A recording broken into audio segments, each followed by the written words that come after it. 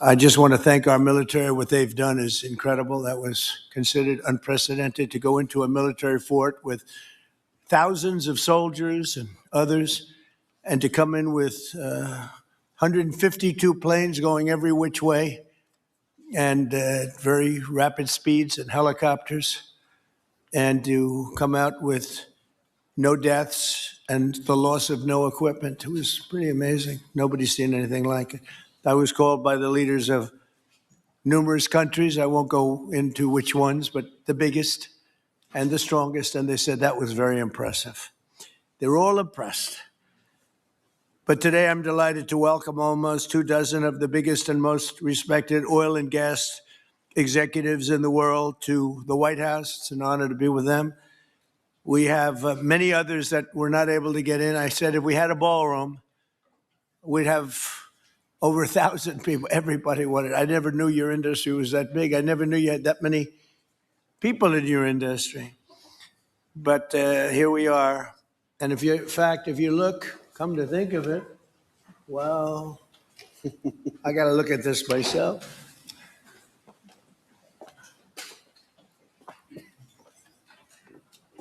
Wow. What a view. This is the door to the ballroom. Well, what did you have? Unusual time to look, but I figure we might as well do it. If the fake news would like to go back and take a look, you can, but you'll see a very big foundation that's moving. We're ahead of schedule in the ballroom and under budget.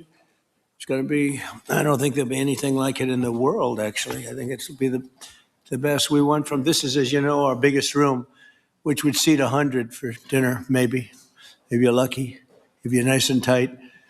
And the ballroom will seat many. And it'll also take care of the inauguration with bulletproof glass, drone-proof ceilings, and everything else, unfortunately, that today you need.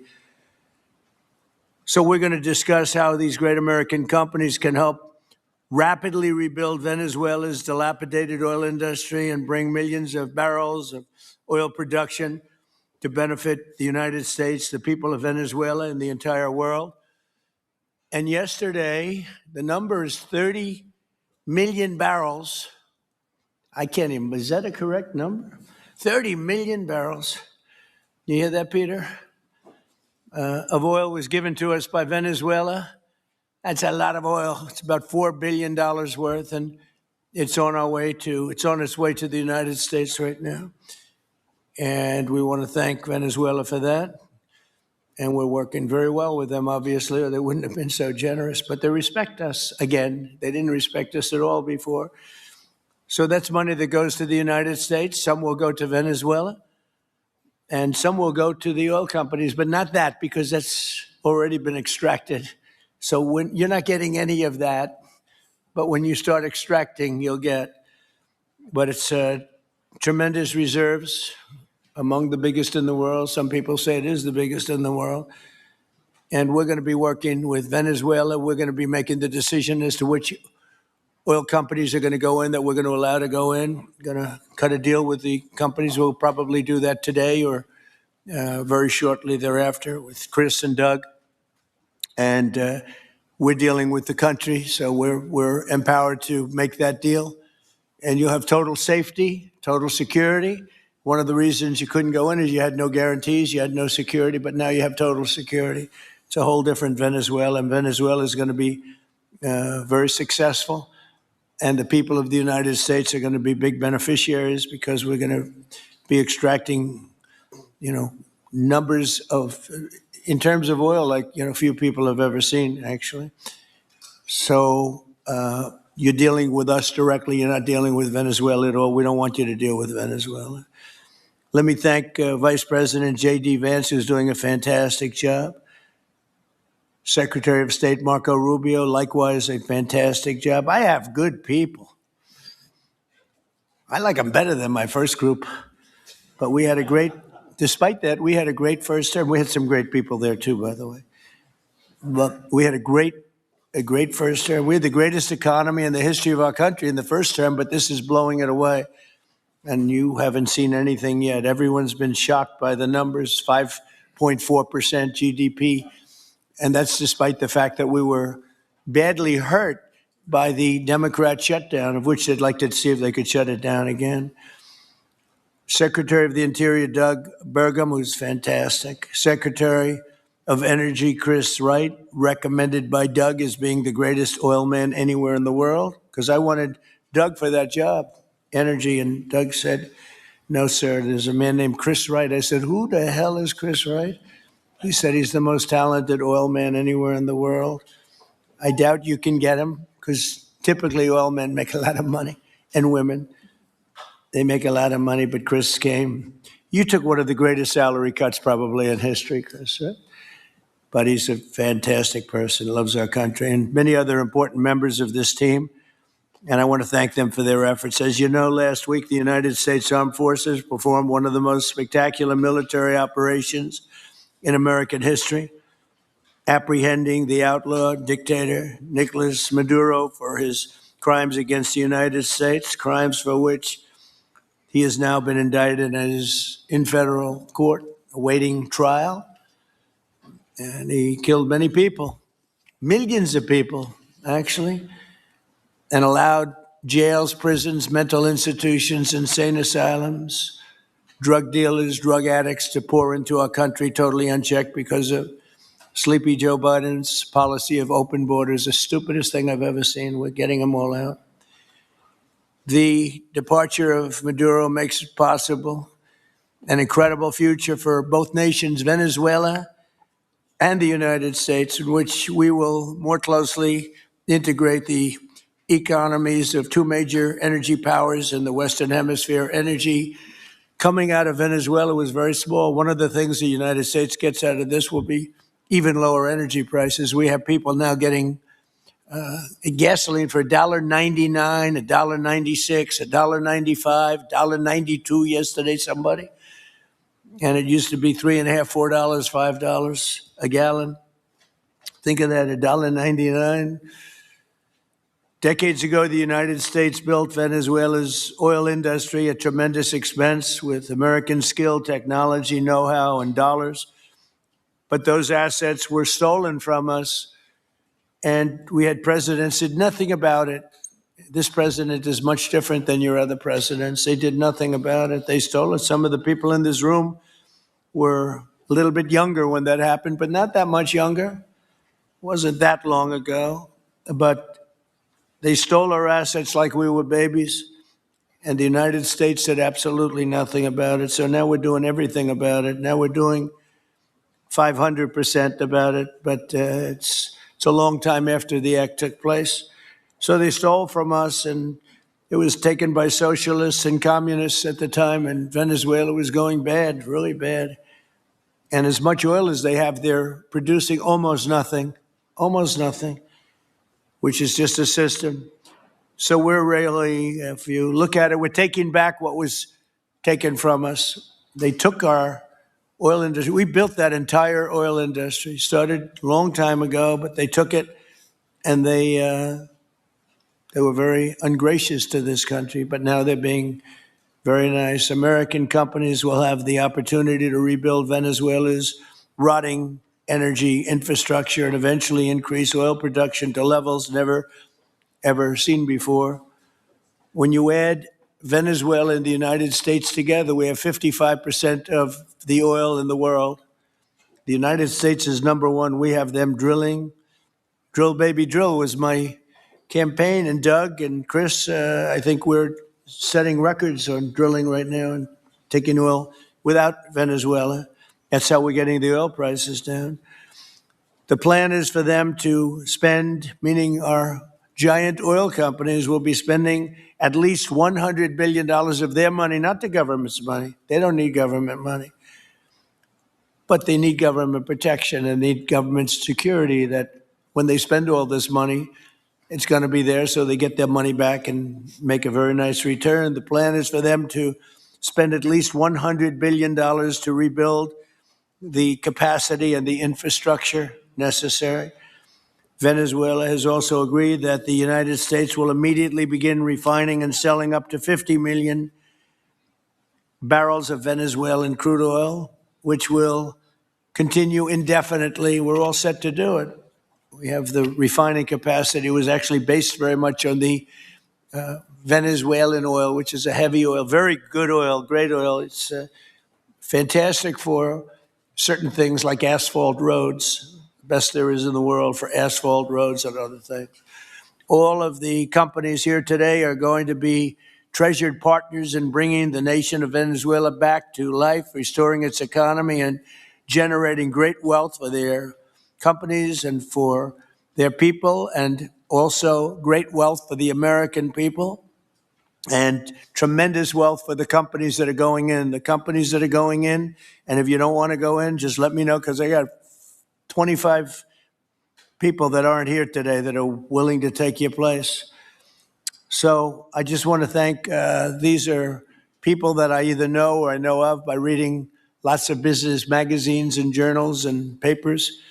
These are the greatest oil people anywhere in the world.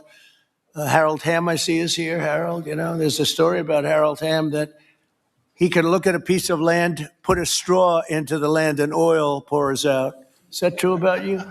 Whereas some of you guys have to invest hundreds of millions of dollars to find that oil. So we can't let that story be true. But they say Harold puts a straw into the land and oil comes gushing out. So you're not a big R&D person, are you, huh? He's called instinct for oil. Now, he's got other problems, but we won't talk about those problems. But he's been a great supporter of mine for a long time, haven't you, Harold? So congratulations. But we have, and I think Harold would agree, we have the greatest oil men and women anywhere in the world sitting in this room right now. And we have a lot of people that will be back to see us sometime next week. We're going to have another meeting for another group. But we're going to do this very quickly. We can have this done almost immediately. So I'd like to thank you all for being here. I'd like to invite Vice President Vance to say a few words, followed by Secretaries Rubio, Burgum, and Wright. And then we'll have a few words from representatives that are here and to discuss their ideas, a couple of them. We have Chevron, which has been, where's Chevron? Where are you? Yeah, far right. No, I thought you'd have a better location. You were the only one that was there for all that. I used to call you and say, what the hell is going on with Venezuela? He stuck it out. I don't know if you made money or not, but you stuck it out. I got to give you a lot of credit for that. Mark Nelson, thank you very much. Exxon CEO Darren Woods. Darren, thank you very much. How's Exxon doing? Okay. They'll do a lot better now, won't they, huh? Exxon's been amazing. It's been an amazing company. And ConocoPhillips CEO Ryan Lance, thank you very much. So you guys could say something, and then we'll take some questions from the press. And if anybody else would like to speak, we'll have you speak. We have all the time in the world. This is a big subject. This is massive wealth. And more importantly than massive wealth, it leads to lower taxes and a lot of jobs for Americans and for Venezuelans, but for Americans in this case. And I just, again, appreciate you all being here. And I'd like to ask JD to say a few words, please. Thank you.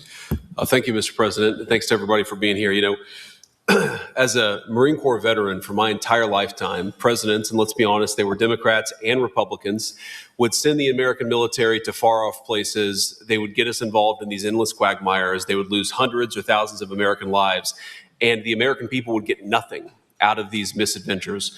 And now you have an American president who's empowered the American military to stop the flow of drugs into our country and to ensure that we, as opposed to our adversaries, control one of the great energy reserves that exist anywhere in the entire world. And he did it without losing a single American life in the process. It was an amazing operation. It's going to make our country richer. It's going to make our country more powerful. It's going to make our country safer. And it's going to lead to the decline, the further decline of drug overdose deaths in the United States of America. An amazing thing. And I'm happy to be here to talk about how we can make it an even bigger and better operation for the American people. Thank you, sir. Thank you very much. Marco? Thank you, Mr. President. And I think this is a reminder that everything this president does, everything President Trump does is with the American people in mind. It was not in the national interest or national security of the United States and of our people to have in our own hemisphere a country, not just with vast energy reserves, but controlled by an indicted narco trafficker who flooded our country with illegal immigration, including drug gang members, openly cooperated with drug gangs, and by the way, stole the wealth of that country to fund a repressive regime and also benefit adversaries such as Iran. All of that is now changing. As part of this process, the first phase, of course, is the phase we're in now, which is the stabilization phase. We do not want to see destabilization in the country. We're working very cooperatively with the interim authorities there to provide a market for the sale of the wealth of Venezuela in such a way that benefits the people, both of the United States, but also the people of Venezuela. And as a reminder to everyone, the president announced this just 2 days ago. Every penny, everything they buy with the money that they're making from the oil now, Mr. President, will be bought from America. And that includes everything from equipment for the oil industry to food to medicine and everything in between. The second will be a phase of recovery. And then some of these phases will overlap. And that is to have a normal economy again, where the money goes to the benefit of people, not the benefit of our adversaries or the benefit of elements in that country and around the world that are against our interests, at the same time as a process of reconciliation has to happen internally among the different sectors of society and politics and the like. And finally, the third phase, which is the most important of the three, is when the country fully transitions into a normal country that we have strong economic and diplomatic and relations with, that is friendly towards the United States, that's not a foothold for our adversaries, that serves our interests, but also the interests of the people. It'll be a country that is wealthy, a country that is prosperous for the people, not for a handful of criminals, but also a country that is supportive of our interests in the region and throughout the world. And we thank you, Mr. President, and the team you've assembled that have brought us to this point. A lot of work remains, important work, but this is historic. Okay. Thank you very much. Doug? Well, Mr. President, I want to thank you for your leadership, not just as president, but as commander-in-chief. The boldness, the execution, the breathtakingly precise work that you've delivered both in Iran back in June and here has changed the field for the whole world. And you always ran about the idea of peace and prosperity. And in Venezuela, as you know, this was a playground for every bad actor in the world. We had Russians, Iran, terror groups, all of them profiting from this criminal organization that was pretending to run the country. That makes America safer. You've secured the border. We're stopping the flow of drugs. And now with the normalization of relationships on an economic basis, it's going to mean tremendously for the prosperity of the American people. So I just want to say again, congratulations to you and to the entire leadership team. It's been an amazing, historic week on the scale of things that we haven't seen perhaps for 125 years in terms of the U.S. Exerting its influence over Latin America in a way that's going to make a change for generations. And on behalf of all the oil executives that are here today, Chris and I want to say thank you to all of you. It's your technology, your innovation that has put America in the place where today we are the most energy dominant country in the world. And that position is what's allowed us to take the action that we're taking with statecraft, with military action. None of that would happen if we were dependent on everybody else for energy. So you're a big part of the reason that we're able to move the way we are today. And we're grateful that you're here to be part of the solution going forward. Thank you, Doug. And you are doing a fantastic job, and we appreciate it. Everybody appreciates it. They know who's doing well. Chris Wright? Thank you, Mr. President.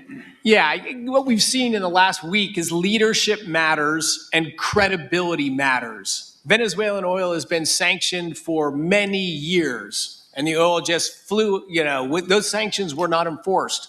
That oil just floated out to trafficked by bad actors of the world. The resources weren't gone to a central place. The corruption and decline of Venezuela has been a crisis for the people of Venezuela. And as Secretary Rubio said, massive spillover effects in the United States, in crime, in drugs, in kidnappings, and in taking a huge resource base and making it not exploited, not developed. The whole world is a poorer, less opportunity-rich place because of that. When you have materials underground, they've been underground for 1 million years. That does not make them a resource. That does not make them valuable for your country, your people, or the world. They only become a resource with technology, with capital, with rule of law, and a system of governance that encourages the harvesting of those resources to make the better world. And we see here the dramatic contrast between the United States, which may have less oil underground than Venezuela. We have 20 times the production of Venezuela, 20 times the impact of human betterment, massively better quality of living here in the United States. that was at risk under the last administration. We've seen a lot of attacks on the energy that makes the world go round. President Trump's election has removed those risks, has embraced reality about how the world is energized, and we are at record production of oil in the United States, record production in natural gas in the United States. We've seen a meaningful decline in gasoline prices, diesel prices, travel prices because of jet fuel. And now President Trump is taking the genius of a different way to try to solve a 25-year festering problem in Venezuela, that all the traditional things have not worked. But ordering both a tremendous military operation to remove the heads of a criminal organization masquerading as a government, and then to use the power of our military, not to fire bullets, but to stop the flow of Venezuelan oil to the world, immediately gave us leverage over the interim authorities in Venezuela and has allowed us to be in this position today where the actions of this government can massively improve Venezuela for the better. And the bigger impact is to massively improve the quality of life, affordability, safety, and security of the United States. Very proud to be here. And we'll turn it over to Mark Nelson, who's the vice chairman of Chevron. Chevron has been in Venezuela for over 100 years, continuously. Mike Wirth, the CEO, had a knee replacement recently. He's not here. Mark is a tremendous leader in our industry, and I'll turn it over to him. Thank you, Secretary Wright. Again, I'll send Mike Wirth's regrets. He really wanted to be here, Mr. President. All right. Great guy. On his behalf, I have 3 very quick thank yous and an assurance I'd like to provide you all. The first thank you, Mr. President, is to you. It's thank you for convening this gathering. It's thank you for your leadership, and thank you for continuing to keep American energy domination in the forefront. So thank you for that. Thank you very much. The second thank you actually is to the cabinet. So Secretary Rubio, Secretary Burgum, Secretary Wright, your ability and commitment to continue to engage with the parties around the table to keep the world working is greatly appreciated. So thank you for that. And the final thank you actually would go to our Venezuelan employees of Chevron. They have been working tirelessly to operate safely, protect the environment in country, and their dedication and skill will help us in this next chapter. And finally, I'll close with the assurance. For more than a century, Chevron has been a part of Venezuela's past. We are certainly committed to its present, and we very much look forward as a proud American company to help it build a better future. And so, Mr. President, thank you for your leadership. And you really suffered there. You stuck it out. A lot of people left. A lot of big companies left. Many of the people sitting at this table left because of the safety risk and other risks. But you stuck it out. I give you credit for that. Sometimes it was hard. I remember 6 months ago, I told you to stay, just stay. Things are going to happen. You'll be very happy. I didn't know they were going to happen this fast or this conclusively. One thing I think everyone has to know is that if we didn't do this, China or Russia would have done it. And if China or Russia were a next-door neighbor, because essentially this is not around the other parts of the world so far away where you fly in an airplane for 24 hours before you get there. This is sort of a next-door neighbor, if you think about it. And I told China and I told Russia, we get along with you very well. We like you very much. We don't want you there. You're not going to be there. And if we didn't do this, China would have been there and Russia would have been there. Maybe they both would have been there together, but they're not going to be there now. One thing I will tell them, and I will tell you, that we are open for business. China can buy all the oil they want from us there or in the United States. Russia can get all the oil they need from us, and they do like oil, even though they produce a lot of it. But China and Russia and everybody else is able to go, and we'll be open for business almost immediately. I have a feeling the $100 million will be spent $100 billion will be spent very, very rapidly by these very big, powerful, and rich companies. And I think they're going to be able to rebuild the infrastructure. And I hope it's going to be brand new as opposed to a rehab, because I know the tremendous difference between the new and the not so new in your industry. The new is much more beautiful, much better in every way, and actually much smaller. It's like everything else, gets smaller and stronger. It's a combination of smaller, better, and stronger. So I hope you're going to build all brand new stuff, rip out the old crap that's been there for so many years, and do it the right way. You're going to be there a long time. If we make a deal, you're going to be there a long time. If we don't make a deal, you won't be there at all. It's, sort of interesting. But again, China and Russia would have been there if we didn't do this. And the other thing people ask about the second wave, I don't think it's going to be necessary. We have an armada, a giant armada like nobody's ever seen in that part of the world. And it's stationed off the coast. And we are getting along so well with the people that are involved and representing Venezuela that I don't think we're going to have any, I don't think it's going to be necessary to do the second wave. We were planning on a second wave, but the first wave was so powerful and so good and so strong. And frankly, the people in the country, they did the right thing. They were smart. They did the right thing. They didn't want to go through a second wave. But we've got a tremendous number of the most powerful ships in the world right there. I don't think we're going to have to use that. I'm happy to say that. I don't think we're going to have to use that at all. If I could ask Chevron, you did a great job. I want to thank you. And ExxonMobil, if you would say a few words, and then followed by Conoco, great companies, massive companies, great companies. Exxon, please. Sure. Thank you, Mr. President. I appreciate the invitation and the opportunity, frankly, for the entire industry to show up and provide a perspective. Frankly, we've been kind of unresponsive to the press regarding Venezuela. I guess today's the opportunity to address the press directly with respect to a number of questions that have been asked of ExxonMobil. First and foremost, obviously, is the interest that we have in Venezuela. And I think, the way I would position that, I think one of the reasons why we see many of the industry players here is we're in a depletion business for a product that is in great demand and will be in demand for many, many, many decades to come. And as a depletion business, the biggest challenge we have is finding resources.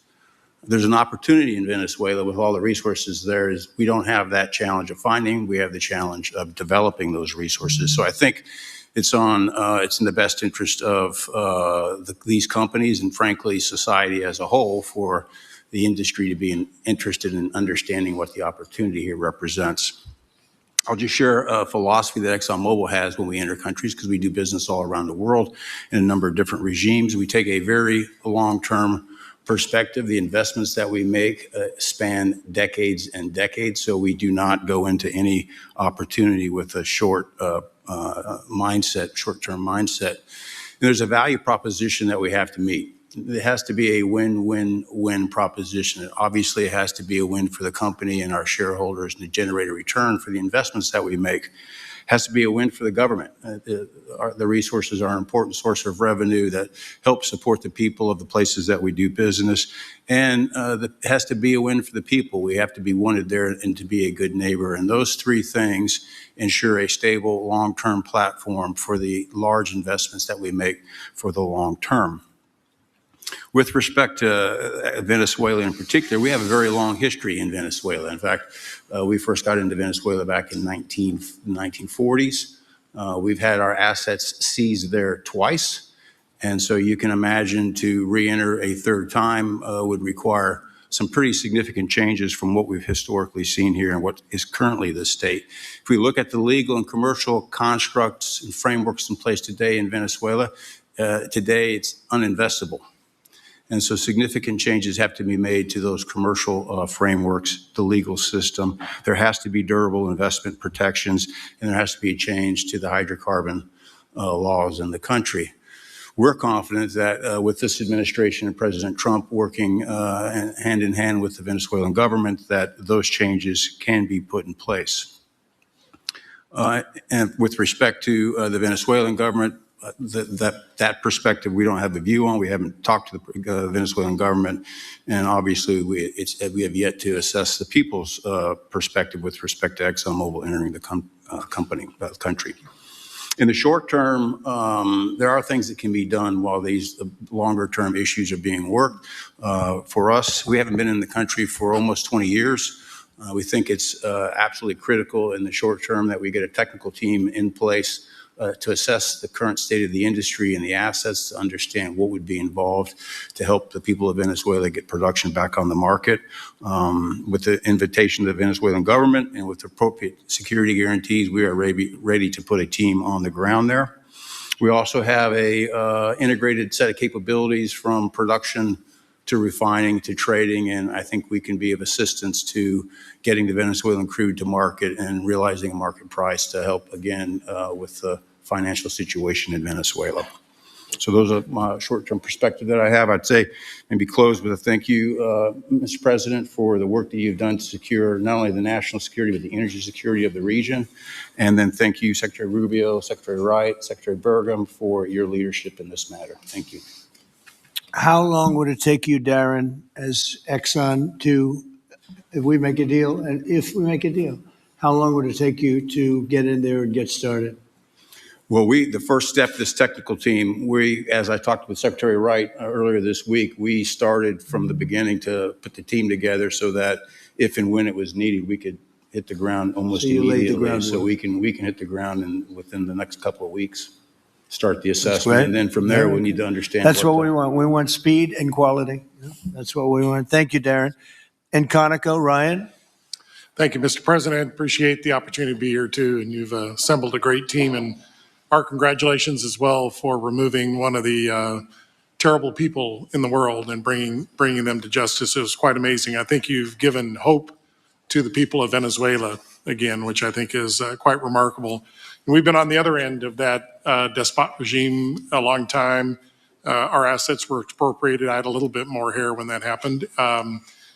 And you know, I think we're the largest non-sovereign credit holder in Venezuela today. So we're at a bit of different situation, but I think your big and bold idea to use energy commerce instead of conflict is something that could make a real big difference in Venezuela. And our company certainly stands ready to help in that endeavor. Encourage you to continue to think bigger and even bolder. And we've had some discussions with your energy team about that as well, as we think about the other people that need to be in this room and in this discussion are the banks, and including probably the Exim Bank, as we think about how the debt needs to be restructured and the financing to deliver the billions of dollars that are required to restore their energy infrastructure. And I think as we think that big and bold, we need to be also thinking about even restructuring the entire Venezuelan energy system, including PDVSA. And I think if we can do that and think bold, there's an opportunity to be quick, fast, and restore the quality of what's happened in Venezuela, or what's been lost in Venezuela over the course of the last 25 years. So thank you for this opportunity. Well, thank you very much, and you'll get a lot of your money back. We're going to start with an even plate, though. We're not going to look at what people lost in the past, because that was their fault. That was a different president. You're going to make a lot of money, but we're not going to go back. You left a lot of money behind, I guess, huh? What number? 12 billion. How much? 12 billion? Well, it's a good write-off. It's already been written off. It's been written. All right, thank you, Mary. You'll make it back one way or the other. You're all going to do very well. I think really very well. Marco just gave me a note. Go back to Chevron. They want to discuss something. Go ahead. I'm going back to Chevron, Marco. Thank you, Marco. Was there a question, Mr. President? Yes, go ahead, Marco. What are you saying here? Mark, if you increase. can update us on operations in the ground and with the appropriate approvals, what you might be able to achieve in the next 12 to 18 months, give us a little view from the ground. You bet. So today, Chevron has 3,000 employees in 4 different joint ventures in Venezuela today. And over the past 5 to 7 years, they've taken production from about 40,000 barrels a day to 240,000 barrels a day, essentially getting those facilities and that equipment up to standards that would be something that people in the room would be more accustomed to. Given the work we've done with Secretary Wright and Secretary Burgum and even Secretary Bessent, I think we have a path forward here very shortly to be able to increase our liftings from those joint ventures 100%, essentially effective immediately. We are also able to increase our production within our own disciplined investment schemes by about 50% just in the next 18 to 24 months. And that's just leveraging what's on the ground. So to Secretary Rubio's comments about phase one, this is taking the momentum of improvements we've already made there locally and building on those and creating more momentum for the people of Venezuela. Do you think you have an advantage being there? It's, you've been there by the skin of your teeth. It's been tough for you to be there. But do you think you have an advantage over the other people in this room by the fact that you are there? Yeah, I think there are, Mr. President, I think there would be days where it didn't feel like an advantage, and there are days where it does feel like an advantage. But having people on the ground today that care desperately about the people of Venezuela and know how to operate the assets that are there is a definite advantage today. Would you say the best locations are available, or would you say the best locations are already sort of worked, even though they're in very bad shape? The best locations for finding oil, the best locations for oil. There are more opportunities than not, Mr. President. With 300 billion barrels of reserves and resources in country, there are lots of opportunities for many companies. Will you be building new, or will you be using the old infrastructure that you have? Yeah, today it's a little bit of a mix, but today it's mostly us taking the equipment of today, getting it to the standards that we are accustomed to. To your comments about making it how it should be today, most of the investments that we've been making are about getting it up to our standards. Well, I think you're going to make an investment, but you're going to get your money back very quickly, and that's part of our thing. We're going to have you get your money back fast, and then you'll give a lot to Venezuela and to the United States after that. Okay, so you'll be in good shape. Could I ask Harold Hamm to say a few words? He's been a friend of mine for a long time. Very amazing man, actually, amazing energy person. Well, thank you, Mr. President. It's good to be here with so many dignified people. And this effort particularly, and thank you for your effort for what you've done here, taking this despot out of that area. And the world dealt with him way too long. Certainly, our industry knows that this is a real jewel that can be developed for the people of Venezuela, and also benefit the world. And like Secretary Wright said, it has not been done. That's not been done in the past, and they had a good chance at it. Brought someone in that totally took it down, as everybody knows here, and that was Chavez, and we know what happened to him finally. But that ruined the industry in Venezuela, and all of us know how that happened, ended very well, very, very wrongly. So anyway, we're glad to see what's happened here, and look forward for the opportunity for a lot of people in this room, but also for America and the country itself. Are you going to be involved in going in? Because, he's in North Dakota and he's in Oklahoma and some incredible places. It's a little bit different, but there's no doubt about you won't have to worry about the straw too much here. You can just go at it. Are you going to be one of the participants? Well, certainly, I'm an oil finder, like you said. Barry Switzer, told that story. The coach. And he's kind of exaggerated a little bit. It doesn't come out quite that easily usually. But anyway, great story. I love it. And I love Barry. Barry's the one that told me this. Yeah, he's a champion, in a lot of ways. So love that story. Certainly, it excites me as an explorationist. Everybody has that in their blood, and it is a very exciting country and a lot of reserves, and so it's got its challenges, and the industry knows how to handle that. And like Darren said, you go in with your eyes open and do the best you can with the team you got. So well, you're going to have you. something that they never had really here is tremendous security. You're going to be very secure, very safe, physically safe, in addition to financially safe. So it's good to see you, Harold. Thank you very much. Does anybody have anything to say before we get to the press? What does Cuba have to do to avoid the same fate as Venezuela? What does Cuba have to do? Well, Cuba's in bad shape. Cuba relied on Venezuela for oil and for money. and nobody really knows what's going to happen with Cuba. They're doing very poorly. They're really third world all the way, and we have a lot of great Cuban Americans. And I would say Marco fits very solidly into that category. And I might ask you to say a few words about, we were discussing it before, Cuba is a very different, they don't have energy, they don't have oil, but they would live off of the oil from Venezuela. And what they do have is very strong people and very powerful people militarily, and they would protect the people running Venezuela, and they would take in a lot of money from Venezuela. Now they don't have that. They won't be taking in any money. So, Marco, what do you think? Well, I mean, the fundamental problem in Cuba is that it's run by incompetent people that don't know what an economy looks like, much less a functioning one. They've made a choice, and that is they would rather have political control over the people than they would have an economy that functions. And they've gotten away with it for 60-something years because they've had donors, the Soviet Union, and now most recently Venezuela. But that's now gone.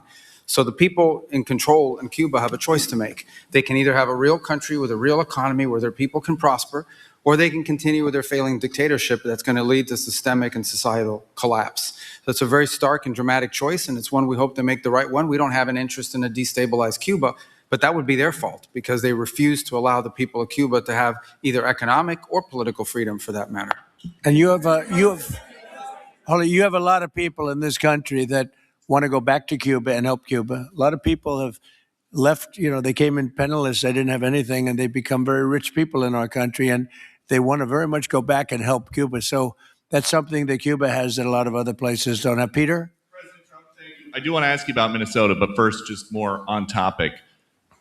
President Zelensky said that he was watching with the rest of the world as you made this order to go and capture Nicolas Maduro. And he said, if that's how it works with dictators, then the United States knows what to do next. Sounds like he wants you to go and capture Vladimir Putin. Would you ever order a mission to go and capture Vladimir Putin? Well, I don't think it's going to be necessary. I think we're going to have I've always had a great relationship with him. I'm very disappointed. I settled 8 wars. I thought this would be in the middle of the pack or maybe one of the easier ones. And I don't know if you know, Peter, the last month, they lost 31,000 people, many of them Russian soldiers, and the Russian economy is doing poorly. I think we're going to end up getting it settled. I wish we could have done it quicker because a lot of people are dying, and mostly soldiers. They get hit in Kiev and they get hit a little bit here and there, and people are dying there too. But largely, it's the soldier population. When you have 30,000, 31,000 soldiers dying in a period of a month, 27,000 the month before, 26,000 the month before that. That's bad stuff. So, as you know, President Biden gave $350 billion to Ukraine to fight. And we would never get that back, although I did make a rare earth deal to get it back. So we will be getting it back, but shouldn't have done that. It was a bad thing to do. I will say that right now, because I was able to get NATO to up GDP from 2% to 5%, NATO's got a lot of money, and they're paying for everything. We're not losing any money. We're making a lot of money, I guess, if you think of it, because we're selling them military equipment. They're probably giving it to Ukraine, but we're selling them to NATO military equipment. We're getting full price and all of that, but that's not a big deal to me. What is a big deal is stopping a war where 30,000 people are being killed every single month. On Minnesota, the vice president yesterday suggested that Renee Good, who was killed by this ICE officer, was part of a broad left-wing network. What has your team told you about this broad left-wing network? Who is in charge of it? Who's part of it? What's it called? Well, I haven't seen the vice president's statement, but he's generally very accurate. I hate to say, look, I watched that yesterday, and there were a lot of different forms to it. But there was a woman screaming, "Shame, shame, shame, shame." She was a agitator, probably a paid agitator, but in my opinion, she was an agitator, a very high-level agitator, so professional. She wouldn't stop screaming. I said, this isn't a normal situation. This is a professional troublemaker, because you heard it and I had it. Now, I will say this. The news sort of turned her down, turned her off, because you're trying to watch. She was so loud and so crazy and just not normal. When somebody sees something like that, they don't go screaming and the same words. So I guess you could say professional, but I didn't think she did a very good job. You have agitators, and we will always be protecting ICE, and we're always going to be protecting our Border Patrol and our law enforcement. Yeah. In your conversations with these oil executives today, did you provide any security guarantees so that they can do their work safely in Venezuela? And separately, Mr. President, They will have those guarantees, yes. And separately, Mr. President, I'm curious in terms of the future of Venezuela. Do you see Venezuela now led by Delcy Rodriguez as an ally of the U.S.? Is that the way that you view that country Well, right right now they seem to be an ally, and I think it'll continue to be an ally. And we don't want to have Russia there. We don't want to have China there. And by the way, we don't want Russia or China going to Greenland, which if we don't take Greenland, you're going to have Russia or China as your next door neighbor. That's not going to happen.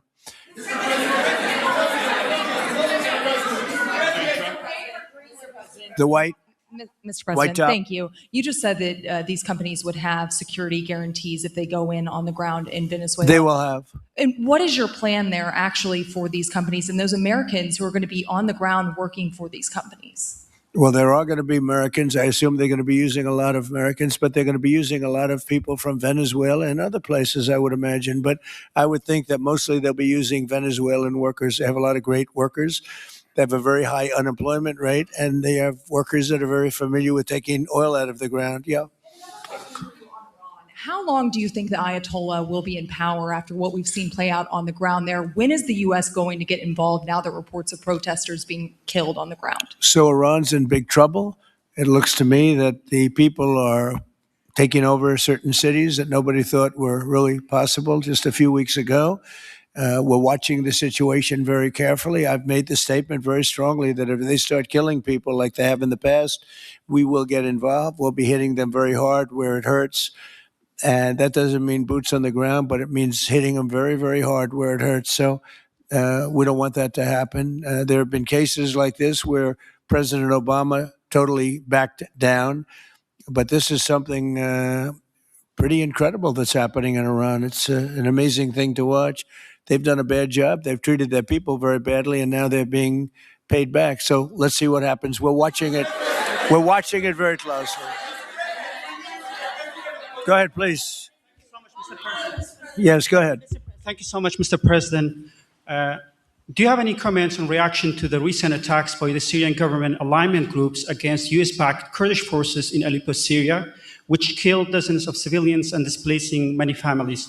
Does your administration bring peace between the Kurds and the Syrian government? I want to see peace. Yes, I do. The Kurds and the Syrian government, we get along with both, as you know, very well. They have been natural enemies over the years, but we get along both. And we want to see Syria succeed. And so far, I think they are succeeding, but this is just breaking out, and we want to see that stopped. Go ahead, please. Colombia, Gustavo Petro, in a few weeks. Do you hope this meeting with Gustavo Petro marks a new chapter, a new beginning in the benefit of the U.S. and Colombia relations? What country? Colombia, with the president of Colombia, Gustavo Petro. I had a very good talk with him yesterday, and he's been very hostile to us and to the nation and to me, called me a dictator and lots of other things. Called Biden some terrible names, far worse than he called me. But he called yesterday through people, and he wants to meet, and that's fine with me. I've made up with people also, So we're going to have a meeting with him. We had a very good conversation. The people of Colombia are incredible people. Marco would know that better than anybody because he's married to a woman from Colombia. And I don't mean Columbia University. That would be, I'm not sure. I think I like Colombia, the country, better, if you want to know the truth. The people, hold it. The people are great people. I look forward to meeting with them. We're going to meet in the very near future. President of Venezuela here in the White House. Would you greet her to discuss the fate of the oil? Yeah, well, I'm going to meet a lot of people, and we're going to meet, we meet a lot of people. When you end 8 wars, you get to know a lot of people, and I think it's very important. As an example, we have over 18 trillion think of it, $18 trillion coming into our country. A lot of that's coming in from foreign countries like Saudi Arabia and Qatar and UAE and others. And I get to meet a lot of people, but I will be meeting with various representatives of Venezuela probably pretty soon. We haven't set that up. But the relationship that we have with the people that are currently running Venezuela is very good. We also have a young lady that received the Nobel Peace Prize. She's going to come in and pay her regards to our country, really, to me. But, I'm a representative of the country, nothing else. And she's coming in sometime next week, I think Tuesday or Wednesday. And we'll see how that is. But no, we're dealing with the people from Venezuela. We're dealing with them very well. I think they've been very smart in the way they've dealt with us, frankly, because that whole place could have been obliterated with one more strike, and we didn't want to do that.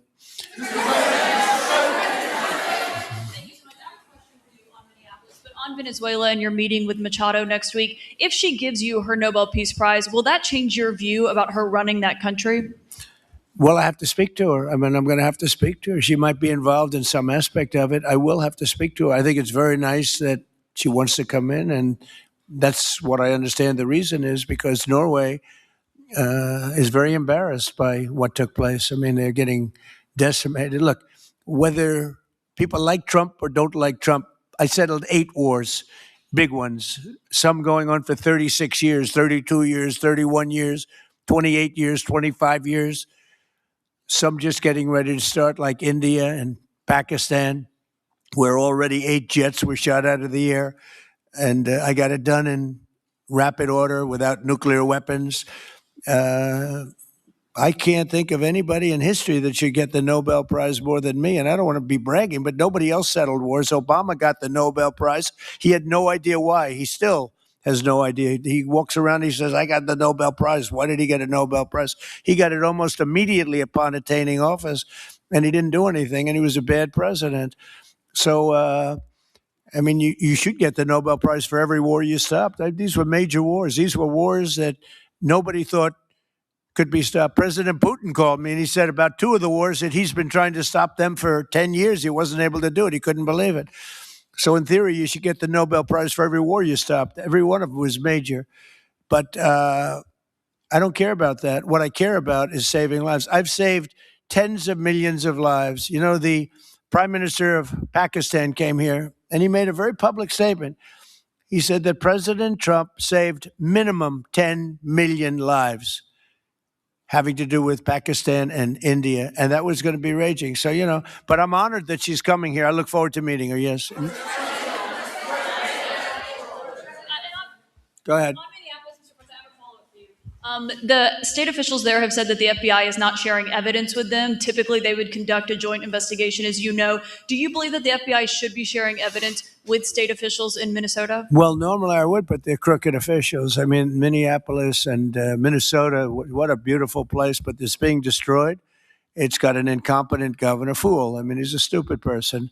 And it looks like the number could be $19 billion stolen from a lot of people, but largely people from Somalia. They buy their vote. They vote in a group. They buy their vote. They sell more Mercedes-Benzes in that area than almost. Can you imagine? You come over with no money, and then shortly thereafter you're driving a Mercedes-Benz. The whole thing is ridiculous. So they're very corrupt people.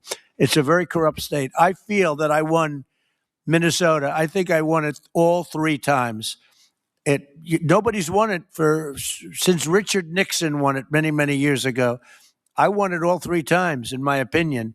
And it's a corrupt state, a corrupt voting state. And the Republicans ought to get smart and demand on voter ID. They ought to demand maybe same-day voting and all of the other things that you have to have a safe election. But I won Minnesota 3 times, and I didn't get credit for it. I did so well in that state every time. The people were crying every time after. That's a crooked state. California is a crooked state. Many crooked states. We have a very, very dishonest voting system. The last time I won, 24, the one that just took place, I won because it was too big to rig. You couldn't rig it. It was too big. But I won the state of Minnesota. It's a corrupt voting system with an incompetent governor, a very incompetent governor. President. And by the way, he's a very corrupt governor, too. Go ahead. I have a question on Iran, but first, very quickly on Venezuela. How do you provide total security guarantees to these companies without putting U.S. boots on the ground? Well, we're going to work with the Venezuelan leaders and people, and we're going to have a very safe group. And they're going to also bring over some security with them. You know, these are not babies. These are people that drill oil in some pretty rough places. I could say a couple of those places make Venezuela look like a picnic. These people around the table, these are tough people. They go into areas that you wouldn't want to go. They go into areas that if they invited me, I'd say, no, thanks. I'll see you back in Palm Beach. No, this is a tough group of people. They know how to do it. But we are, in addition to that, we'll have very good security for them. We're going to make sure there's very, very good security. And I think the people of Venezuela are going to give you very good security. You know, the people... Now, I'm not talking even leadership. The people of Venezuela are going wild over this. They named a street after President Trump. What do? You attack a country and they name a street? That's never happened before. Although I heard that's also taking place in Iran. They named a street. The protesters. I just hope, just God bless them. I just hope the protesters in Iran are going to be safe, because that's a very dangerous place right now. And again, I tell the Iranian leaders, you better not start shooting, because we'll start shooting too. With your glasses, sir, go ahead, please. Hold it. Next to you. Yes, glasses. The gentleman with the glasses. All right, thank you, Mr. President. With those very big glasses, actually. Yeah, Ferrari, actually. Mr. President, I have two questions. What do you want the European Union to do in Ukraine? The European leaders seem pretty divided on Ukraine. And then if you can reiterate this straight message that you have to the Iranian leader, to Khomeini, the message that you have. You're talking about Iran? Iran, yeah. What the do first I want one is on Iran Europe. to do? I'm sorry? Where are you from? Italy. Oh, nice place. Yeah. Okay. The first question So is what on are you Europe. asking about Iran for? Well, if you can answer about Europe and what you think the Europeans should do on Ukraine, and then a message. Well, look, Europe has been doing so much for Ukraine, but it hasn't been enough. And obviously that I would say that President Putin is not afraid of Europe.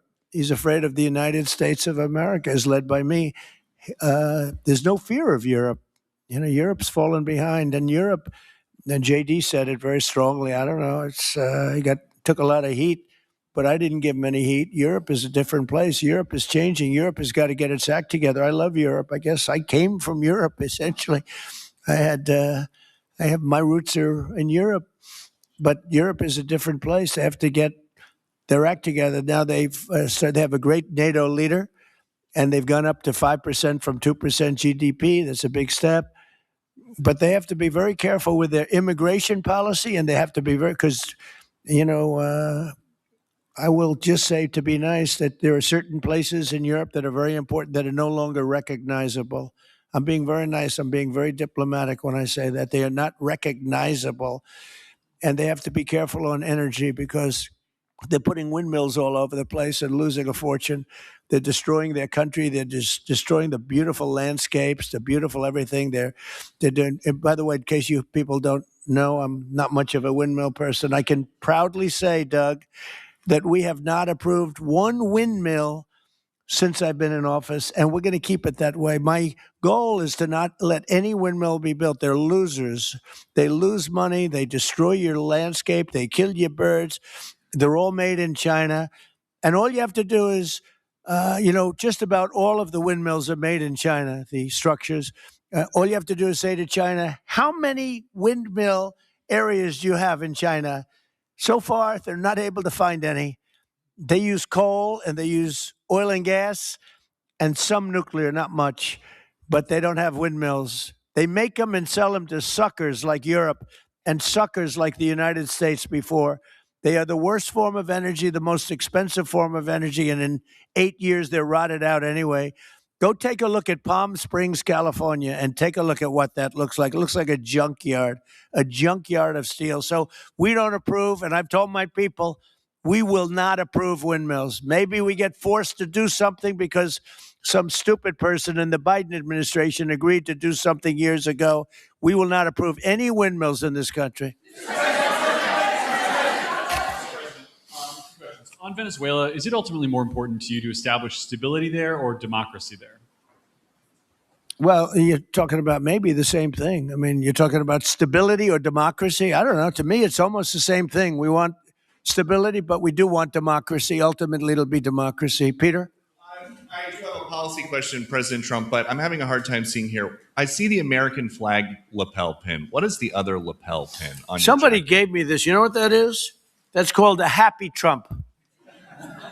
And considering the fact that I'm never happy, I'm never satisfied, I will never be satisfied until we make America great again, but we're getting pretty close, I'll tell you what. This is called a happy Trump. Somebody gave it to me, I put it on. Thank you, thank you. And the policy question. How much money are you thinking of giving people in Greenland to get them on board with a possible U.S. I'm not talking about money for Greenland yet. I might talk about that. But right now, we are going to do something on Greenland, whether they like it or not, because if we don't do it, Russia or China will take over Greenland. And we're not going to have Russia or China as a neighbor. Okay?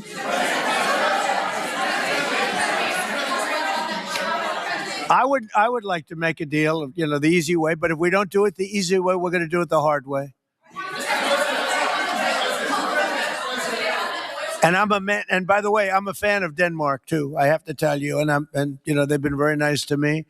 I'm a big fan. But the fact that they had a boat land there 500 years ago doesn't mean that they own the land. I'm sure we had lots of boats go there also. But we need that because if you take a look outside of Greenland right now, there are Russian destroyers, there are Chinese destroyers and bigger. There are Russian submarines all over the place. We're not going to have Russia or China occupy Greenland, and that's what they're going to do if we don't. So we're going to be doing something with Greenland, either the nice way or the more difficult way. Please, go ahead, ma'am. Mr. President, why is it so important to you to own it when you have a military presence there, which you could expand to affect the security? Because when we own it, we defend it. You don't defend leases the same way. You have to own it. And, with a nation, look at what happened with Obama, with that horrible deal they made with Iran. It was a short-term deal. It was like a 9-year deal. Countries can't make 9-year deals or even 100-year deals. Countries have to have ownership. And you defend ownership, you don't defend leases. And we'll have to defend Greenland. If we don't do it, China or Russia will. It's not going to happen. We are not going to have, and I like China, I like Russia, I love the people of China, I love the people of Russia. I get along very well with President Putin, but I'm very disappointed in him. I get along very well with President Xi. I'm going to go over to China in April, but I don't want them as a neighbor in Greenland. Not going to happen. And by the way, and NATO's got to understand that. I'm all for NATO. I saved NATO. If it weren't for me, you wouldn't have a NATO right now. But we're not going to allow Russia or China to occupy Greenland, and that's what's going to happen if we don't. Go ahead. Mr. President, one, can you respond to that? And two, Yeah, it was an amazing report. The most amazing thing is government jobs are way down. And yet the unemployment or the employment numbers are very good. We've gotten rid of tremendous numbers of federal government jobs. Nobody's ever seen anything like it. And yet the employment numbers are very good. They're really getting better. But now we have all those people to work in the private sector for a lot more money. I think that's one of the very big things. The other thing is at 5.4%. And remember, this is after we had a shutdown. And that shutdown had an impact because the concept of the shutdown, even though it's before, people knew we were going to be shutting down. A lot of bad things happened. And by the way, on January 30th, you may have another shutdown. We'll see what happens. But I think the numbers, Caitlin, were really amazing. Look, to think about 5.4%, nobody thought that. They thought it was going to be 2%. And you know what it is? It's tariffs. And it's also November 5th. We had a great election. A great election. Our country was dead 1.5 years ago, and now we have the hottest country anywhere in the world. And I hope you guys were impressed. 5.4%, and we haven't even really transitioned yet. There's no reason it can't be much, much higher than that. Yeah.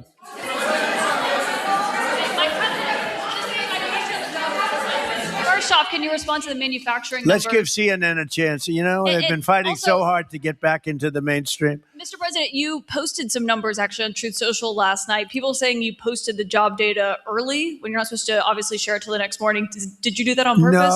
No, I don't know. If they posted them, I said post them whenever you get a chance. I don't know. They gave me some numbers. When people give me things, I post them. But the numbers are amazing. Yeah, please. How does the administration plan to distribute the money from the Venezuela oil sales? Is it, well, obviously you say it's going to go into these controlled accounts. Yeah. Would it go back to Venezuela in a Yeah. direct payment? Is it going through these goods? How do you plan to do that? Well, And we then I have want a to second make sure question. that Venezuela can survive. You know, Venezuela needs money, and we're going to make sure that they get money, and we're going to get money, and the oil companies are going to make something for the work they do, and they're going to get back their money. We're devising a formula, but it won't be so much of a formula. It's going to be what they need. We're going to take care of what they need. There'll be plenty left over. We're going to have a lot of money left over. And the money left over is going to the United States of America, and the oil companies are going to be very happy. Yeah, please. Thank you, Mr. Would the administration offer a backstop to these oil companies for like financial guarantees, some sort of backstop, if the country did destabilize again? That's a very interesting question. Using the word backstop, I haven't heard that word in a long time. That was at the Wharton School of Finance I last heard. That's a good term. We ought to use it more often. I hope I don't have to give a backstop. I'm just, look, these are very smart people, the smartest people that are not only in oil and business. These are the biggest companies in the world sitting around this table. They know the risks. I mean, there are risks. We're going to help them out. We're going to make it real easy. They're going to be there for a long time. We're going to be there together for a long, long time. And they're going to be taking the oil, and they're going to be bringing oil prices down. They're going to make a lot of money. They're going to get their money back. They're going to be safe. The people of Venezuela are going to be big beneficiaries, and the United States of America is going to be a big beneficiary for what we've done. And you know, one other thing I might say, it's also very big for national security because, again, just like Greenland, we can't have China or Russia occupy Greenland. We can't have China or Russia occupy Venezuela. And if we didn't do what we did, China or Russia would have been in Venezuela. I think I can measure. Where's Mr. Chevron? So let me ask you, they would have been there if we didn't do this. Do you agree with that? They certainly have a lot of economic interest in country. There's absolutely no argument about that. They were trying to be there. I mean, you know, we had a Russia, I guess sort of I call it a semi-Russian ship yesterday that we took over, and Russia decided not to defend that ship against us. It's a big movement. The ship was loaded up with oil, and we took the oil, and it came out of that port. But Russia would be there or China would be there. And we want them to be there for a different reason. We want them, do you people agree? In particular, China, they need a lot of oil. Russia doesn't need so much, but Russia was there anyway. But I assume you agree that China would like to be doing a lot of business there by buying oil. And I want to just tell President Xi and President Putin, but more so in this case, President Xi, because they do need a lot of oil. And we are open for business in the United States, and we are open for business in Venezuela, right?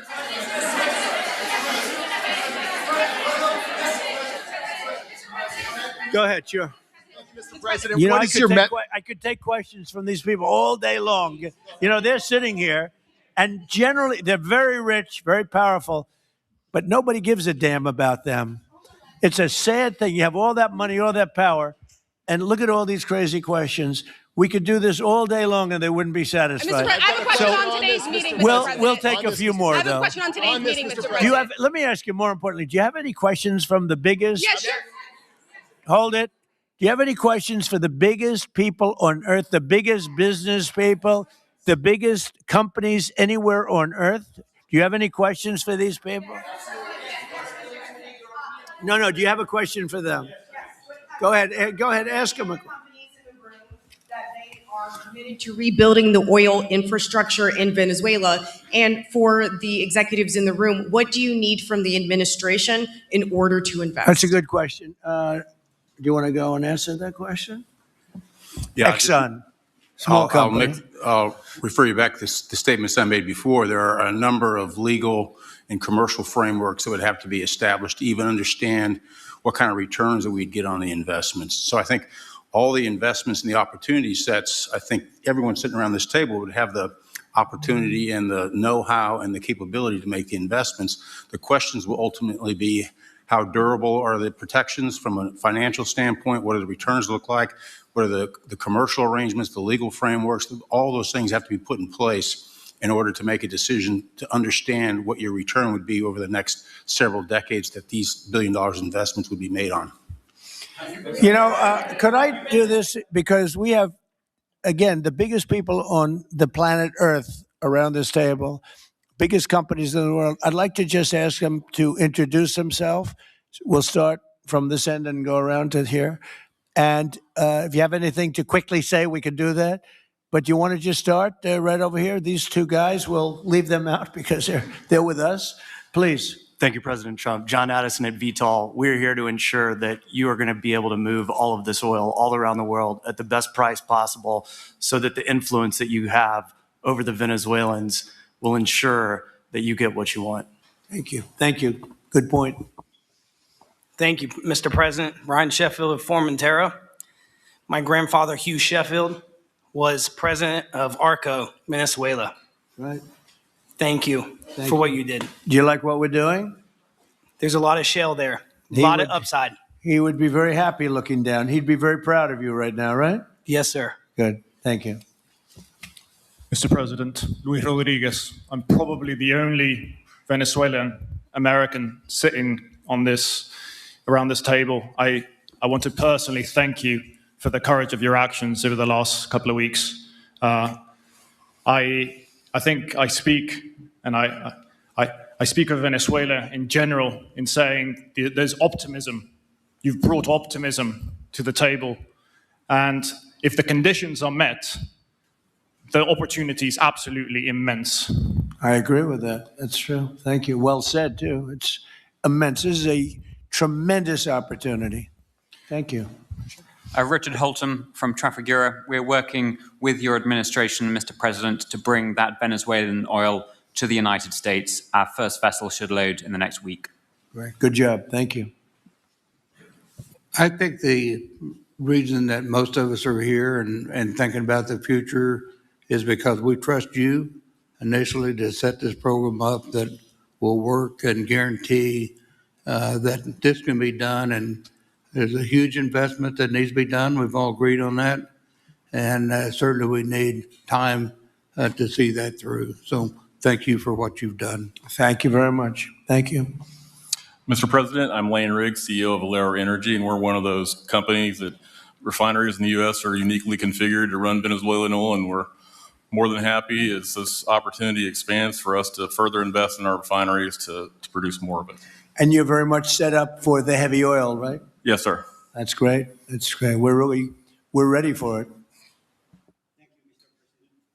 Thank you, Mr. President. Thank you for having us here. Thank you. And thank you for opening the door to a better Venezuela. We are a Spanish company, but we are fully committed to invest here in the States. We have invested over the last 15 years, $21 billion in the American oil and gas industry. In Pennsylvania, in the Gulf of America, in Texas, and in Alaska, with the discovery of Pikka, that is going to have the first oil this quarter, and is going to change, is going to reverse the declining history of that great state of Alaska. We are in Venezuela, Mr. President, with our partners of Eni. We produce the gas that guarantees the stability of a half of the grid power in Venezuela. So we are committed with this stability. And on top of that, we are on the ground. We have people, we have facilities, we have technical capabilities. And I take your point, Mr. President. We are ready to invest more in Venezuela. Today, we are producing 45,000 barrels a day gross of oil. And we are ready to multiply by 3 this figure in coming 2-3 years, investing hard in the country, following your recommendation, if you allow us, of course, and in the framework, commercial and legal framework that could allow this growth. So thank you, Mr. President. Thank you. Great job you've done. Thank you. Mr. President, thank you for having me. Matt Sheehy, I'm with Tallgrass Energy. We are an infrastructure business, so whether it's oil, gas, CO2, we move that around. So most of my customers are sitting around the table and happy to lend our expertise to what's going on in Venezuela to support the people.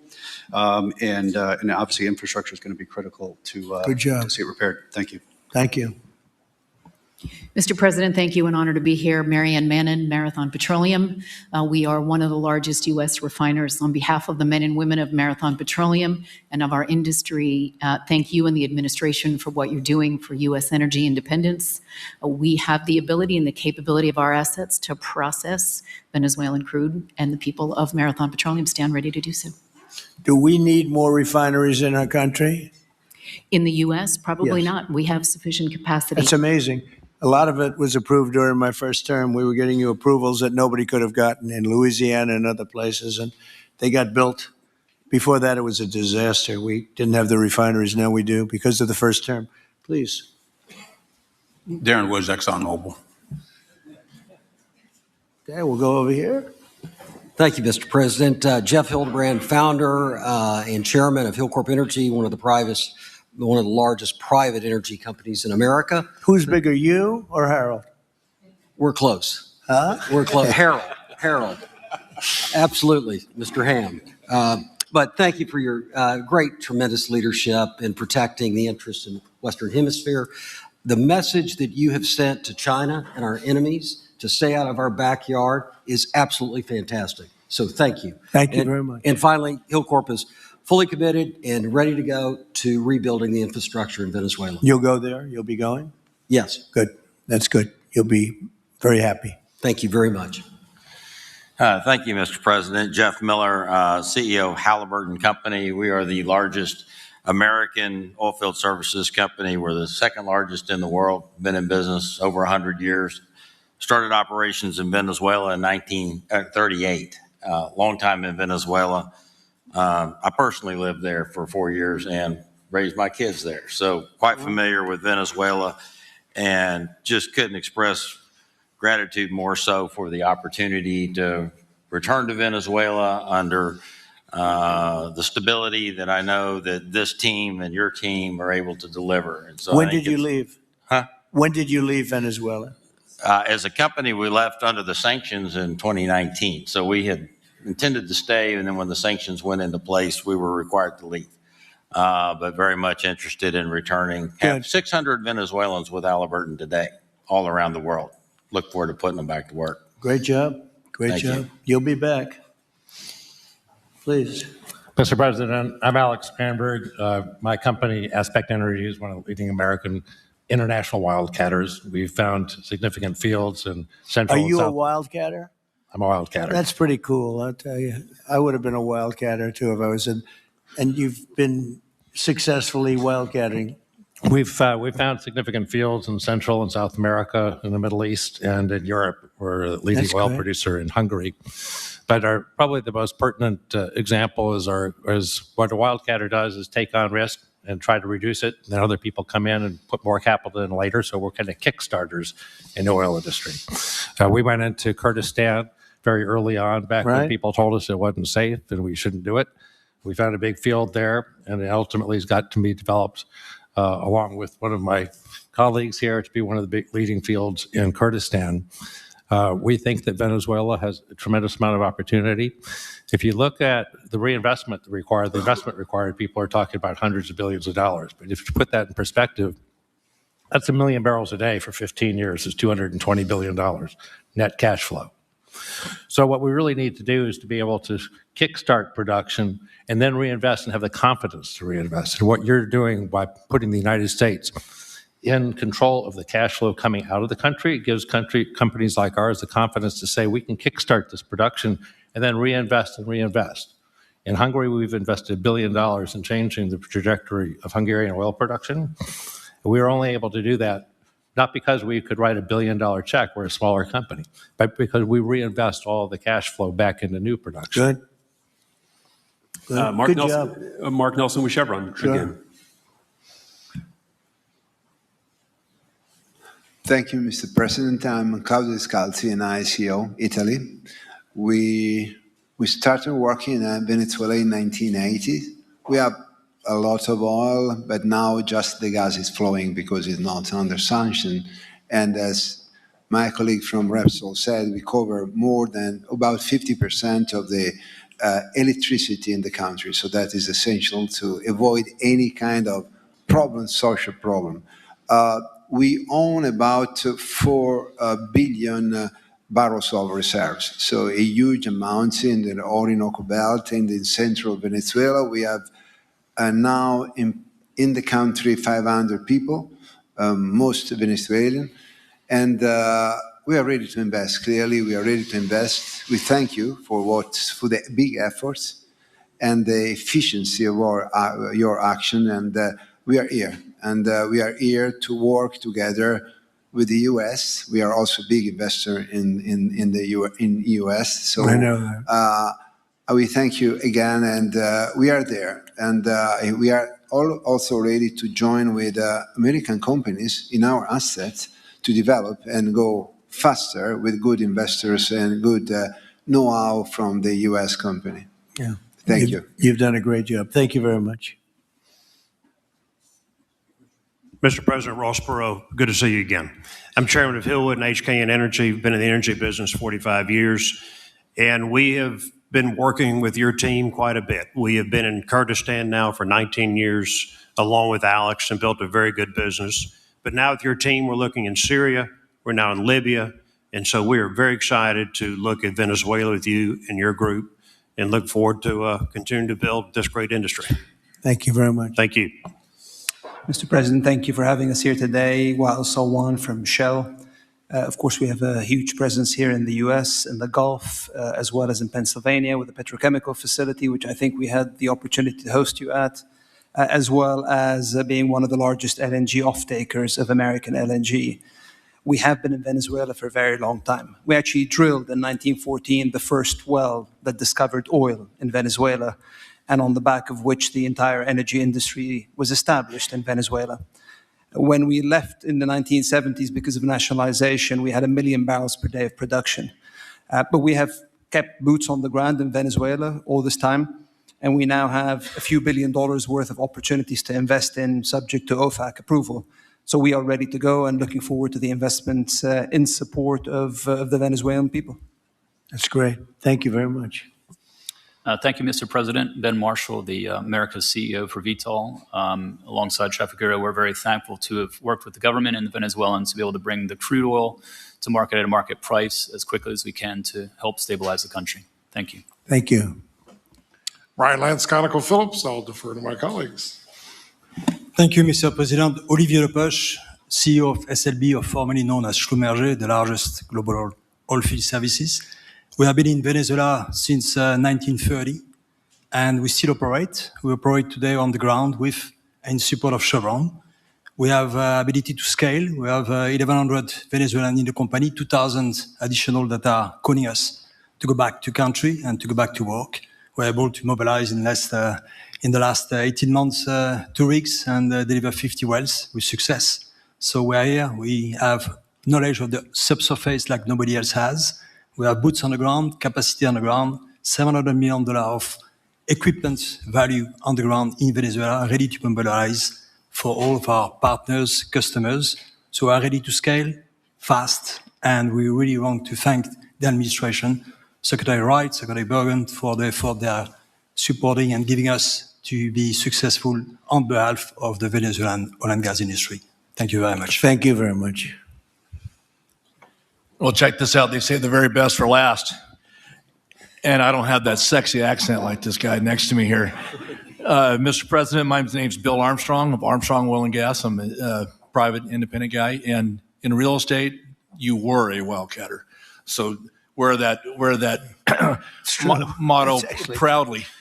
But like you, I was my own guy. I don't have shareholders. I don't have private equity partners, but I've been drilling all over the place. In fact, I had the largest discovery in Alaska, biggest discovery in 50 years in our country. I now control 8 million acres adjacent to Venezuela, so I'm already heavily invested in the area. We share a 150-mile border with Venezuela in the countries of Aruba and Curacao, and we are ready to go to Venezuela. It is, in real estate terms, it is prime real estate, and it's kind of like West Palm about 50 years ago. Yeah. Very ripe. Yep, I agree with you. Thank you. Congratulations. Thank you. So I think what we're going to do is speak without the press to these gentlemen, see what kind of a deal we can make. We're going to get them involved. I'm going to ask Doug and Chris and some of the people that we have from the business standpoint representing our country to start talking about the confines of a deal. I have an idea what I want, what I think we should have.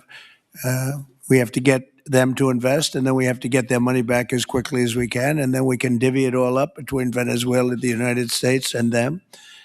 I think it's simple. I think the formula is simple. We start with a brand new plate, and it's going to be a tremendous success. I think it's going to be probably like few other things could ever be.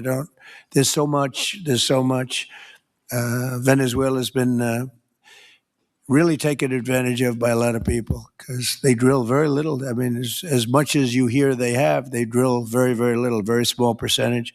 But now that'll change, and it'll change very rapidly because these are the biggest people, and it'll change very rapidly. So if you don't mind, I'll ask the press to leave, and we will see what kind of a deal we're going to make with these geniuses, and I think you're going to come out very good. Thank you all very much. Thank you. Thank you.